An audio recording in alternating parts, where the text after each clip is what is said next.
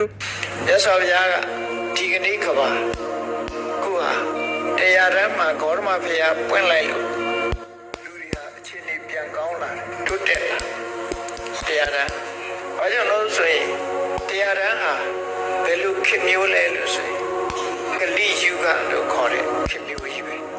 ကလိယုဂဆိုတဲ့ခေတ်ဟာလူ၄ယောက်မှ၁ယောက်ပဲလူကောင်းရှိတယ်၃ယောက်ကလူဆိုးခါရှိတဲ့လူပိသားတာ3ယောက်တည်းမှာ4ယောက်တည်းမှာ1ယောက်ပဲရှိတယ်။ကျန်တဲ့လူတွေကမကောင်းတဲ့လူတွေကြီးပဲ။လူဆိုးတွေလူမိုက်တွေအဲ့ဒီခေတ်ထဲမှာမြတ်စွာဘုရားပွင့်လိုက်တော့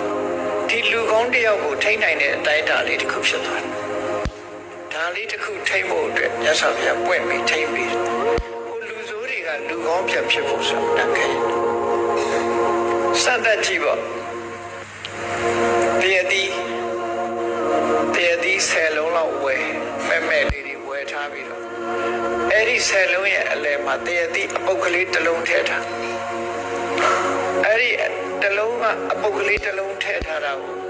အကောင်းဆယ်လုံးကအပုတ်တစ်လုံးကိုဝိုင်းပြီးတော့တရတိအကောင်းဖြစ်အောင်လုပ်နိုင်မှာမလားမလုပ်နိုင်ဘူးအဲ့ဒီအပုတ်တစ်လုံးရဲ့နောက်ကိုအကောင်းဆယ်လုံးကလိုက်တော့မှာပဲလူလောကရဲ့သဘာဝအဲ့လိုဖြစ်တယ်